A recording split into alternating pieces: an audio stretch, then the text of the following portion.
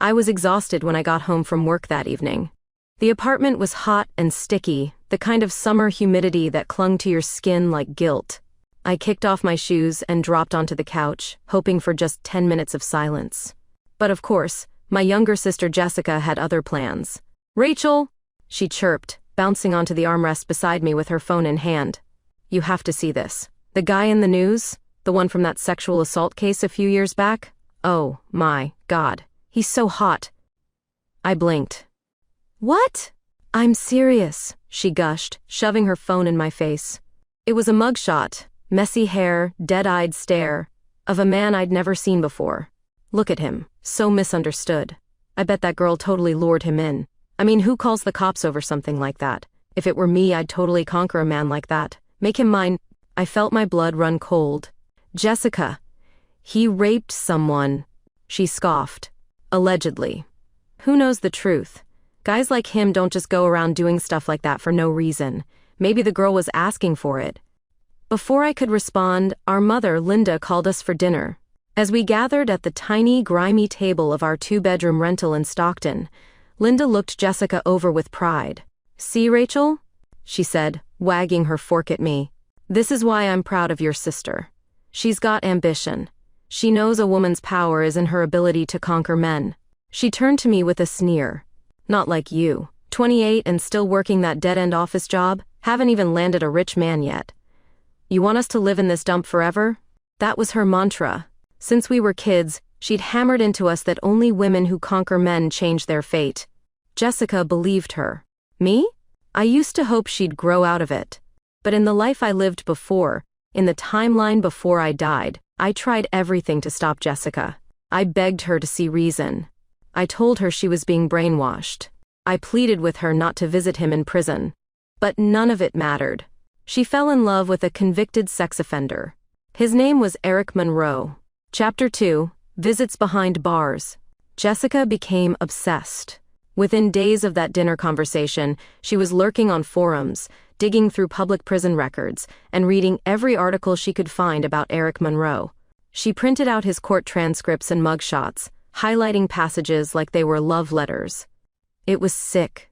Then she found out which prison he was in. "I'm going to visit him," she said one morning, over stale cereal. She said it like she was going to the grocery store. "You're what?" I asked. "He's eligible for visitation." I sent in a request and got approved. "I'm just going to talk to him, see what kind of person he really is." "No," I said flatly. "Absolutely not." She stood up, fire in her eyes. "You don't get to control me, Rachel. Just because you're older doesn't mean you know everything." "I'm trying to protect you," I snapped. "He's a rapist, Jessica. He ruined a girl's life." "He's misunderstood," she spat. "You've ruined my life. You don't want me to be happy. You're jealous because someone finally wants me." She stormed out of the apartment, slamming the door behind her. When I told Mom what happened, Linda barely looked up from her phone. "She's young. Let her explore," she said, scrolling. "He's in prison, Mom." Linda looked at me like I was the crazy one. "You think love is always convenient? Maybe Jessica is just braver than you. Maybe that girl wanted it." "Jesus Christ, Mom." Linda rolled her eyes. "Don't take the Lord's name in vain. You never had the courage to go after what you want, Rachel. That's why you're still stuck here paying all the bills." She was right about that. Every cent I earned went into this house. Rent, groceries, utilities, me. Jessica didn't work. Mom hadn't worked in over a decade. I was the cash cow. But I'd had enough. The next time Jessica went to visit Eric Monroe, I followed her. I waited in the prison parking lot, watching from my car as she walked in with her best dress on, like she was going to a date. 2 hours later, she came out smiling. "I love him," she said that night. "We talked about everything. He listens, he gets me." I snapped. "You need help, Jessica. You're falling in love with a rapist. How can you be so blind?" "You don't get it," she said, eyes glinting with fury. "You've never been in love. You wouldn't understand." Chapter 3, The Bargain. Jessica became worse after that. She started skipping her online classes, staying up late reading letters Eric sent her from prison. I only found out when I stumbled upon them in the trash. She'd burned the edges like they were sacred relics, like she was protecting some kind of twisted romance. One letter read, "The walls don't scare me, Jess. I've survived worse, but it's your voice that gets me through. You're the first person who's ever believed in me. You're not like them. You're different. You're mine." She'd written back with perfume, little hearts on the envelope.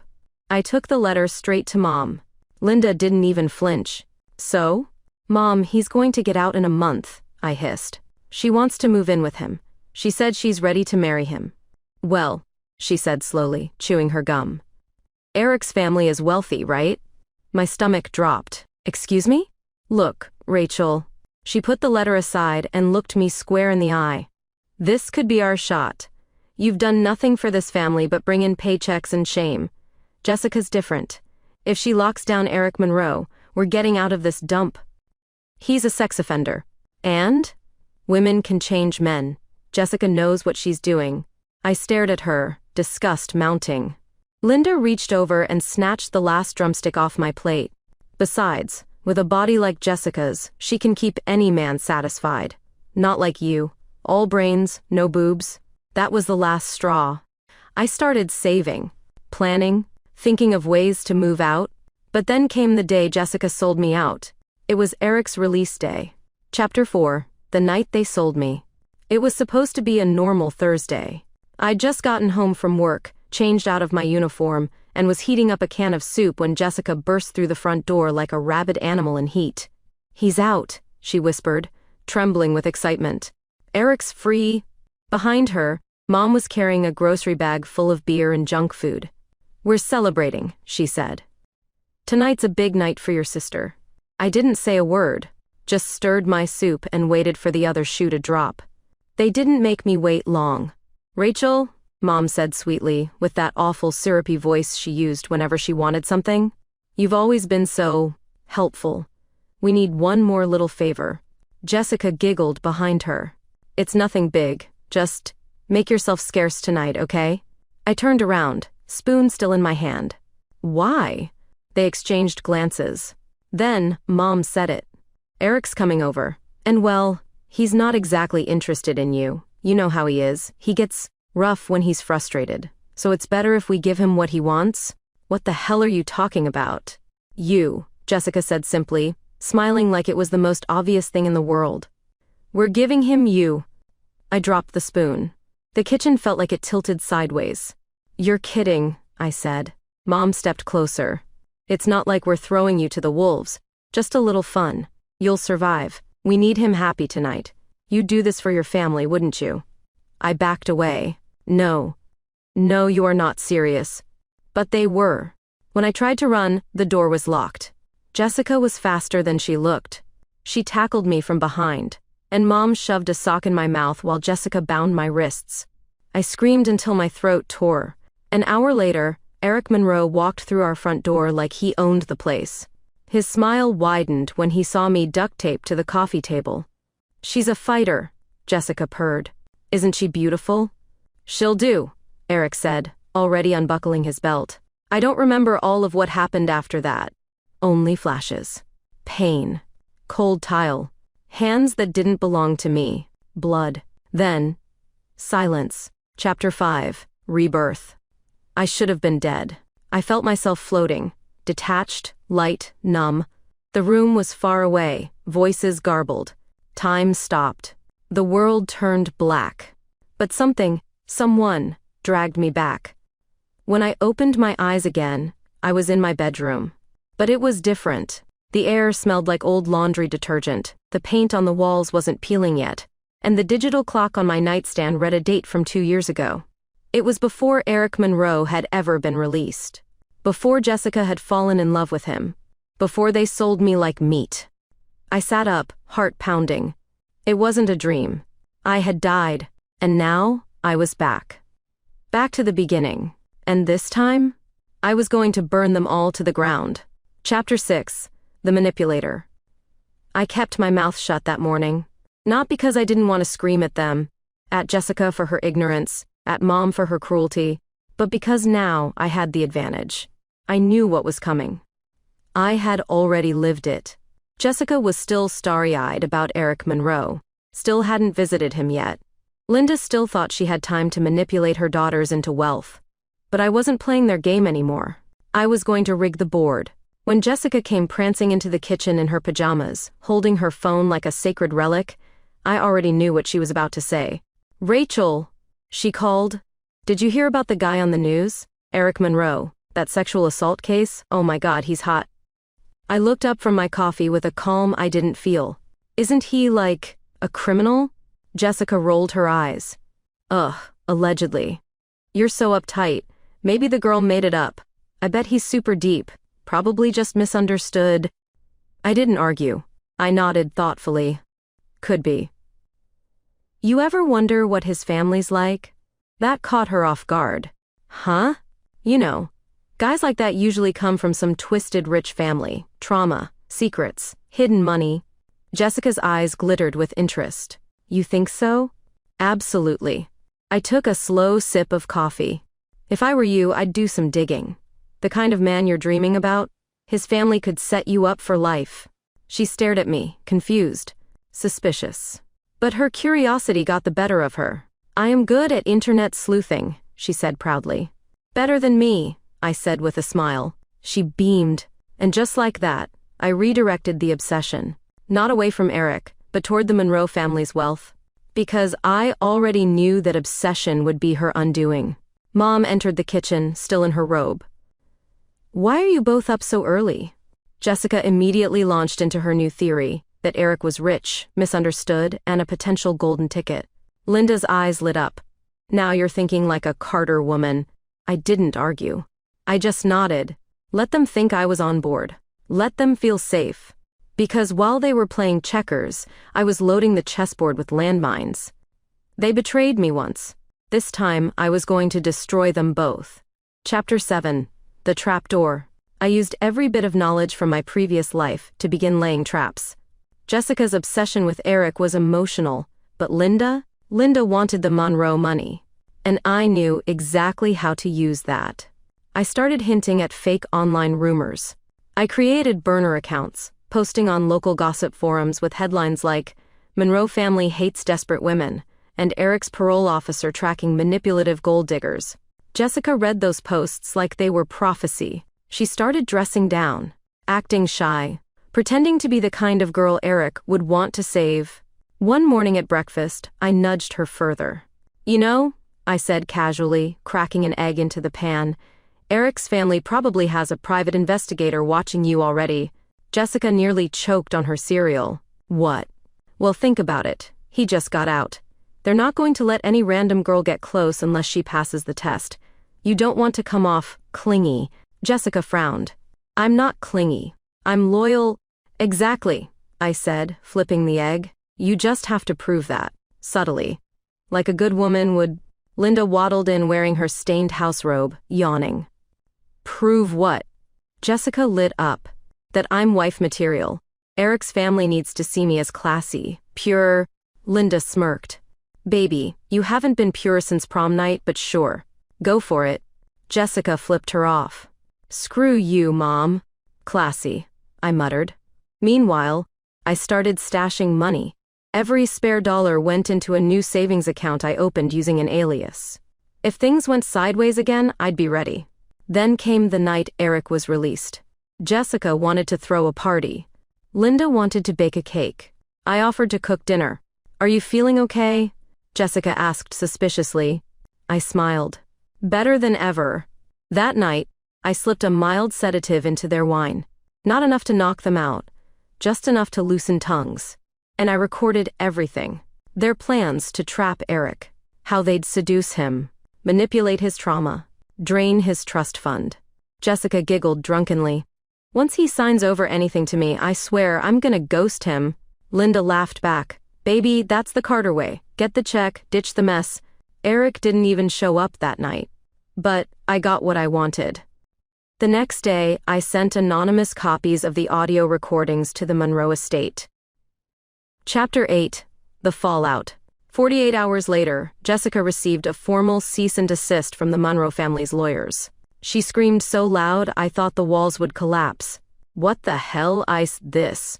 she shrieked, waving the papers in my face. They're banning me from contacting him? Me? Linda snatched the letter. Her face paled. Restraining order, photos of you outside the rehab clinic. What the hell were you doing, Jessica?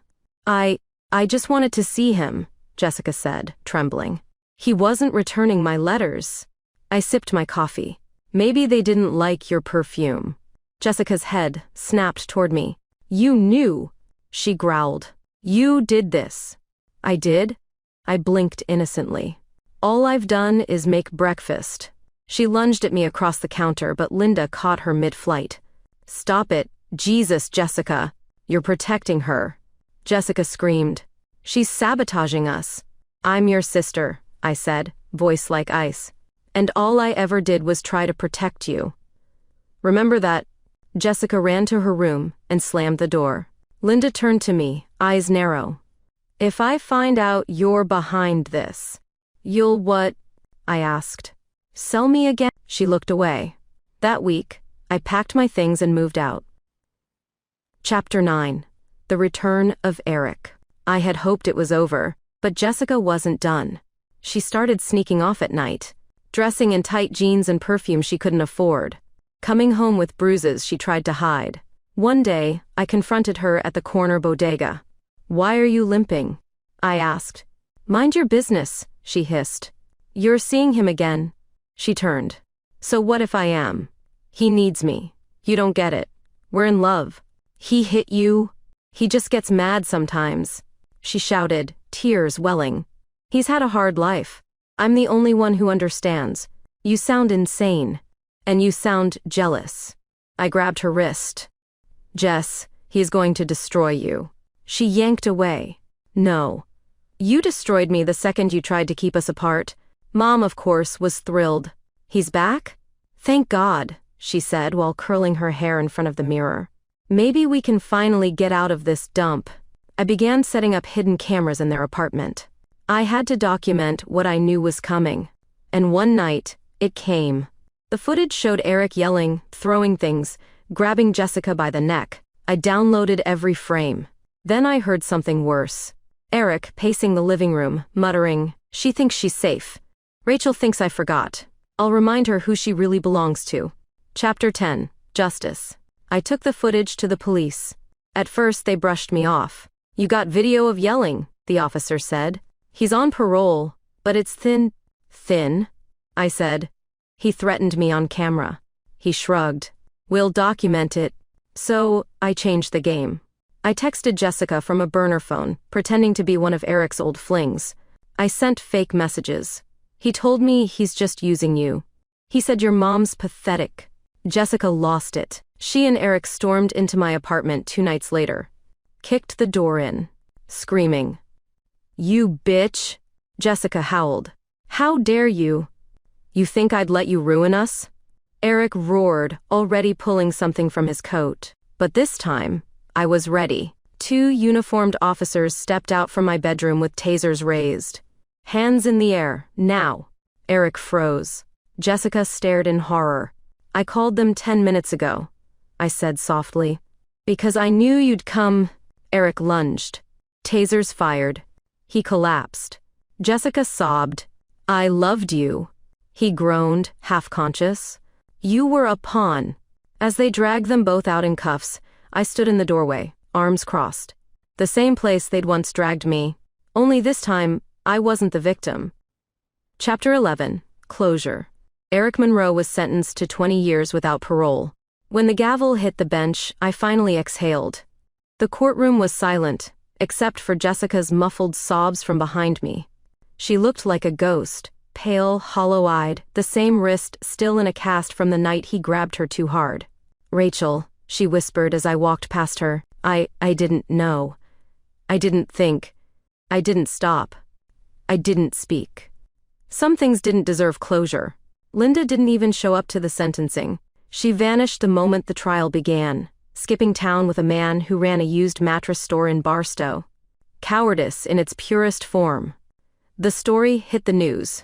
Convicted sex offender reoffends after parole. Woman saves herself, sister, exposes system failure. My inbox flooded. Reporters, podcasters, even documentary producers. I declined them all. Because the attention wasn't the point. Freedom was. I moved to a small town outside Sacramento, bought a fixer-upper with cash, learned how to strip paint and refinish wood with my own hands. I got a job managing a bookstore. Quiet. Safe. Mine.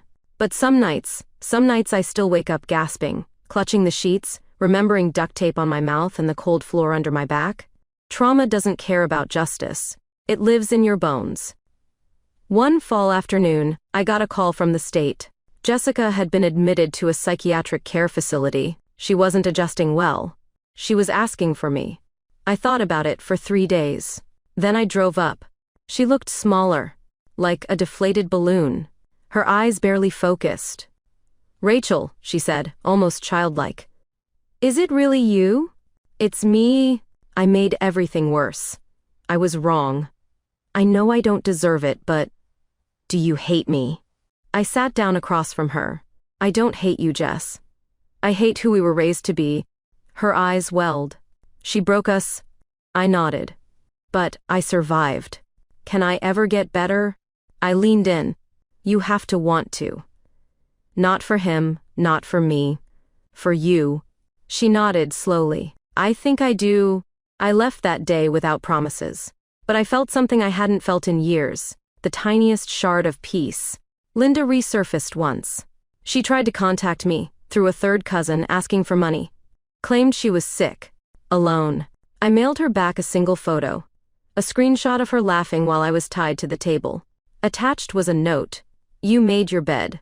Sleep in it. She never called again. Years passed. I rebuilt everything. I adopted a dog. Learned how to make sourdough. I fell in love with the quiet. With safety. I never married. I never needed to. Because I had already survived hell. And I never let it break me.